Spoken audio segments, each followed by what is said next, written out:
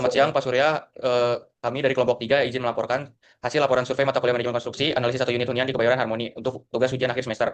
Untuk anggota kelompok dari kelompok kami yaitu ada Muhammad Jabar Akbar Putra Rahman dengan NIM 2024-1007, kemudian ada Farsi Balisia dengan NIM 2024-1022, kemudian ada Fajrian Nurbiwo dengan NIM 2024-1023, kemudian ada saya sendiri Muhammad Rifan Nur Ramadan dengan NIM 2024-1025, kemudian ada rekan saya Muhammad Adi Wijaya dengan NIM 2024-1029. Untuk yang pertama, di bab pertama ada spesifikasi teknis umum-umum dan syarat-syarat, kemudian ada berisikan aturan dan lain-lain. Lanjut untuk yang berikutnya ada pekerjaan pasangan yang meliputi pekerjaan pasangan dinding bata dari lingkup kerjanya, persyaratan bahan, kemudian ada semen Portland dan semen PC dari material batunya, bata, kemudian ada pasir pasang untuk materialnya, ada jenis adukannya seperti apa. Berikut yang seperti tertera cara pelaksanaan dan bagaimana kita melakukan pemasangan, kemudian ada persyaratan pemeliharaan dari perbaikan, pengamanan terhadap proyek. Kemudian ada persyaratan penerimaan, kontraktor yang harus menerima garansi-garansi berikut, ada garansi-garansi yang tertulis, kemudian ada pekerjaan pemasangan dinding hebel, ada jaminan kualitas, kemudian ada acuan, dan ada pengiriman, pentimpanan, dan penanganan pemeliharaan. Kemudian ada bagaimana kita menjelaskan bagaimana kondisi proyek, bagaimana kondisi iklim, lingkungan, dan sekitar, kemudian ada produk dari hebelnya, ada material adukan mortar dan grout, kemudian ada adukan mortar, ada pemasangan umum, ada peletakan dinding pasangan hebel, dan ada bagaimana kita memperbaiki dinding, membatasi pointing, dan pembersihan. Kemudian ada pekerjaan finishing, yaitu meliputi pekerjaan plesteran, pekerjaan kontrol dan batasan, persyaratan bahan seperti material-material semen Portland, pasir pasang, air, dan persyaratan campuran plesteran seperti jenis plesterannya, plesteran kedap air, semen Portlandnya 1, dan bandingan pasir pasangnya 3, plesteran biasa semen Portlandnya 1, bandingan pasir pasangnya 5. Kemudian ada penyelenggara pekerjaan seperti yang tertera, ada bagaimana kita teknis dan bagaimana waktunya kita untuk melaksanakan pekerjaan dari si penyelenggaraan pekerjaan plesteran ini.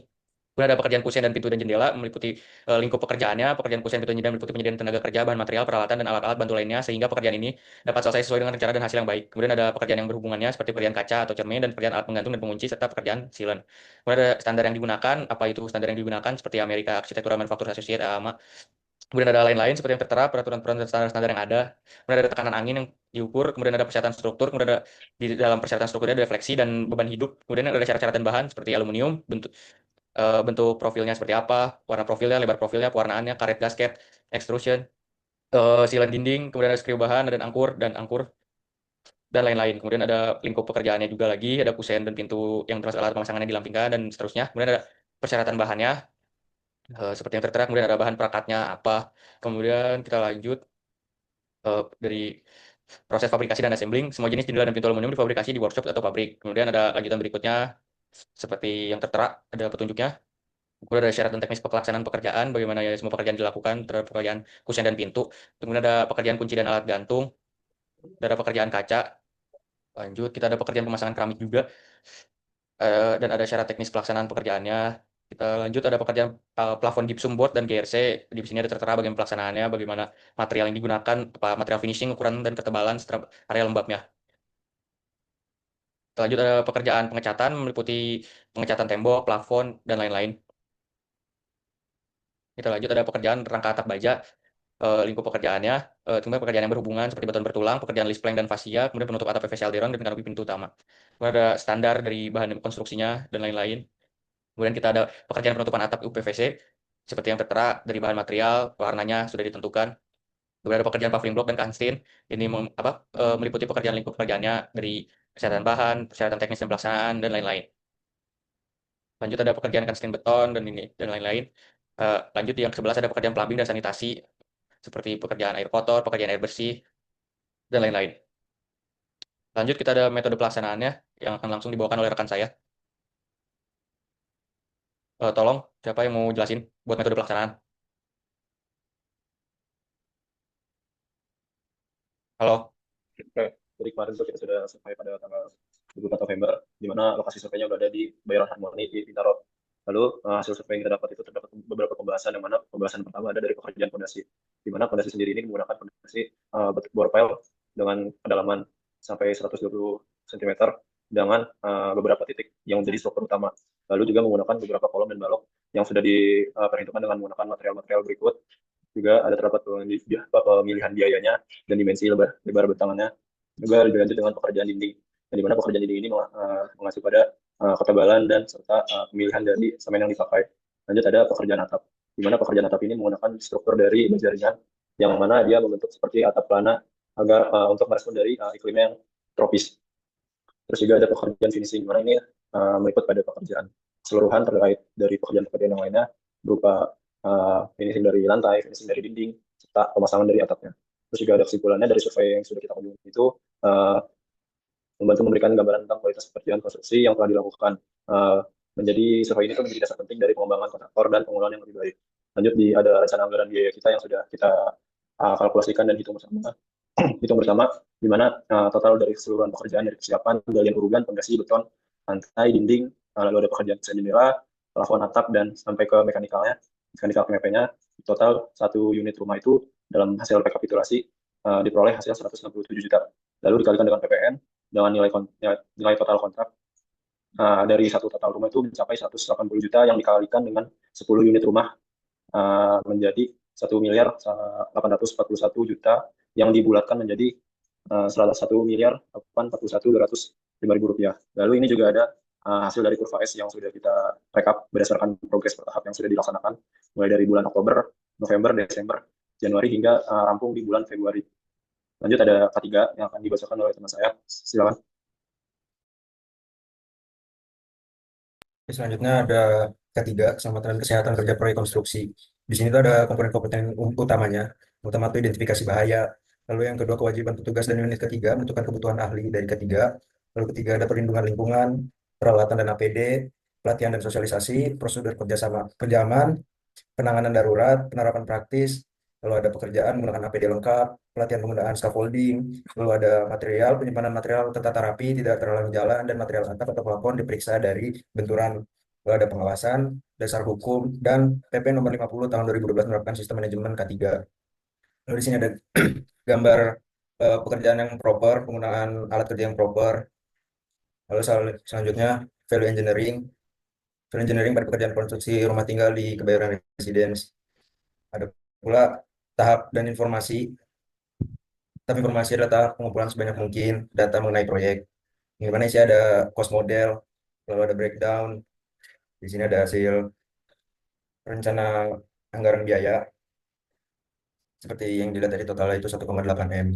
Lalu ada analisa grafik Pareto, tahap kreatif, tahap analisis. Lalu di tahap analisis juga ada analisis pekerjaan backlisting, analisis pekerjaan kusen dan jendela, analisis pekerjaan plafon.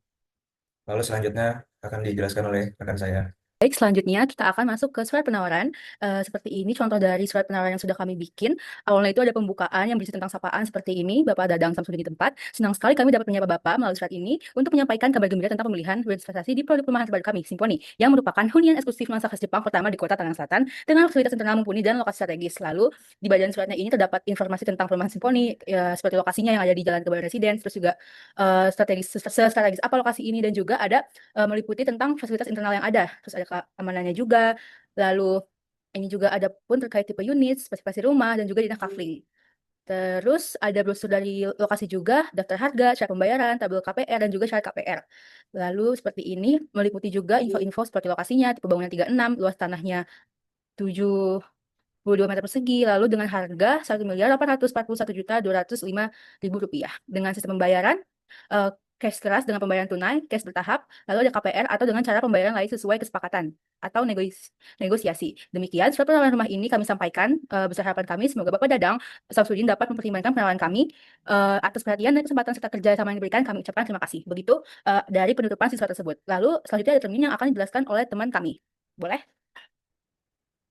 Kemudian ada termin tahap milestone, persentase, nilai pembayaran.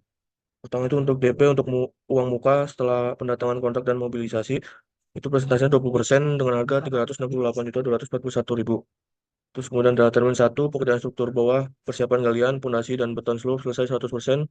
Untuk kena 25%, untuk harga 460.301.250.000 rupiah. Kemudian ada termin 2, pekerjaan struktur atas, dinding, kolom ring bulk, pasangan dinding, dan kusen selesai 100% dengan persentase 25% dengan nilai pembayaran 460.301.250.000 rupiah.